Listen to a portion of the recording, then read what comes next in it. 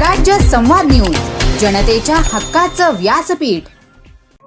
खरं तर आंब्याच्या शाळेच्या संदर्भामध्ये संपूर्ण गावकरी आणि महिला मंडळी जवळजवळ 100 ग्रामस्थ आमरण उपोषणासाठी या ठिकाणी बसलेत।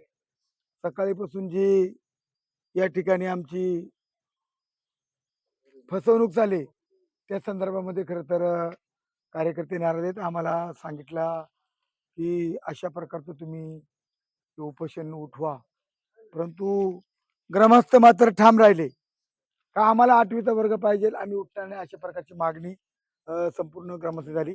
आता 11:15 वाजलेत, सकाळी 11 वाजेपासून आम्ही इथं सगळे ग्रामस्थ आहेत। ग्रामस्थांच्या बरोबर मी स्वतः आहे। मी खरं तर या ठिकाणी शासनाचा निषेध करतो का अशा प्रकारचा आम्ही काय कुठला योजना मागत नाही किंवा कुठला रस्ता मागत नाही, त्यामुळं शासनावर बोजा पडेल। आमची मागणी काय आहे का 8वीचा वर्ग चालू करा, 7वीचा वर्ग आमच्या आंब्याला चालू आहे, अशा प्रकारचे शैक्षणिक दृष्टिकोनातून आम्ही मागणी करतोय।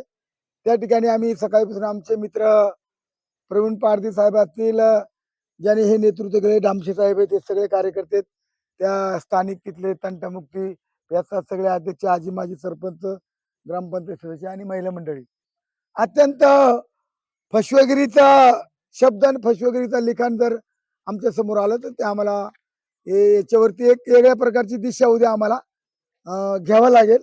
उद्याला आम्ही सर्व संघटनेला बोलून घेऊन या ठिकाणी उपोषणाची दिशा कशी ठरवायची या संदर्भामध्ये आम्ही खरं तर सगळे प्रमुख कार्यकर्ते याच्यावरती आम्ही निर्णय उद्या सर्वांच्या विचारानं घेऊया।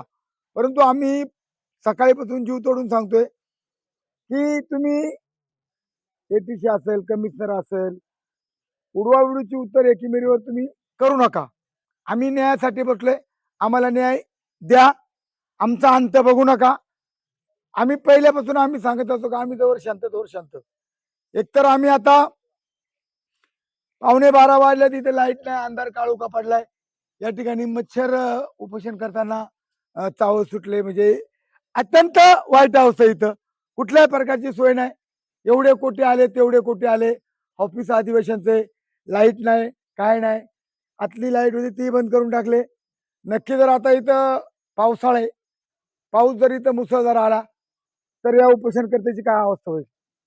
आणि अशा परिस्थितीमध्ये मी खरं तर मीडियाच्या माध्यमातून या पुणे जिल्ह्यातील म्हणे, जुन्नर, आंबेगाव, खेड आणि मावळ हे सगळे आदिवासी बांधव राहतात आणि ते असणारे आमदार खासदार हे आमच्या मतांवर ते निवडून जातात। पण आतापर्यंत एकाही आमदाराने फोन नाही उचलला, एकाही खासदारांना फोन नाही उचलला, ती सुद्धा खंत आम्हाला आहे। पण याच्यावरती निश्चितच आम्ही उद्या योग्य ते निर्णय सर्वांच्या विचाराने करू, अशा प्रकारचं माझं आव्हान करतो। 12 वाजले, लाईटची व्यवस्था नाही, तुम्ही म्हणता सगळं नाही, पण तुम्हाला काहीतरी लेखी दिले त्यांनी? आम्हाला काही लेखी दिले नाही, त्या लेखीला काही किंमत नाही। त्यांनी जो रिपोर्ट केला ते लेखी दिलं, एटीसी ने रिपोर्ट केला नाशिकला, ते लेखी दिलं, त्या लेखी देण्याला काय किंमत आहे? आमची मागणी काय आहे? काय लेखी वाचून दाखवा थोडं। अहो, लेखीमध्ये त्यांनी मध्ये अहवालच चुकीचा गेलेला आहे की सुविधा नाही। आमचे सगळे ग्रामस्थ सांगतात की आमच्या इकडं 16 रूम्स आहेत शासकीय, आम्ही गावामार्फत 3 रूम्स द्यायला तयार आहोत, एवढं सगळं आम्ही सहयोग करायला तयार आहेत। परंतु चुकीच्या प्रकारचा रिपोर्टिंग प्रकल्प ऑफिसकडनं एटीसी ऑफिस ठाण्याचं आणि ठाण्याच्या ऑफिसवरून आणखी चुकीचा रिपोर्ट आयुक्तांना गेलेला आहे। आणि त्याच्यामध्ये त्यांनी साफ म्हटलंय की सुविधा नाही। पूर्वी आमच्या इकडं सरकारची एकही इमारत नव्हती, तरी 250 मुलं 1ली ते 10वी पर्यंत शिक्षण घेत होती आणि सगळे खाजगी घरांमध्ये मुलं शिक्षण घेत होती। 85% रिझल्ट लागला आणि आज आमच्याकडे शासकीय इमारत आहे, 16 रूम्स आहेत आणि आम्ही आमच्या गावाच्या 3 इमारती द्यायला तयार आहेत। असं असताना प्रकल्प ऑफिस चुकीच्या प्रकारचा रिपोर्ट ठाण्याला करत आहेत आणि ठाण्याच्या ऑफिसमधनं आणखी चुकीचा रिपोर्ट आयुक्तांना गेलेला आहे। त्यामुळं आम्हाला यांना 8वीच्या वर्गाची मान्यता द्यायचीच नाही, यांच्या मनामध्येच नाही, अशा प्रकारची आमची सगळ्यांची भावना दिसते। कारण यांनी त्या प्रकारचं वर्डिंग केलेलं आहे, त्यांनी अशी भाषा वापरली की त्या भाषेमुळे आम्हाला 8वीचा वर्ग मिळू शकत नाही. हा आमच्या सगळ्या आंबे ग्रामस्थांच्या वरती झालेला मोठा अन्याय आहे. त्याच्यामध्ये त्यांनी असं म्हटलंय की आंबे या ठिकाणी जी शाळा भरते ती, आता इथं लाईट नाही त्यामुळे दिसायलाही कमी आहे. त्यांनी असं म्हटलंय की 8वीचा वर्ग सुरू करण्यात यावा ही मागणी आहे. परंतु सदर मागणी करता मुलांची संख्या कमी आहे.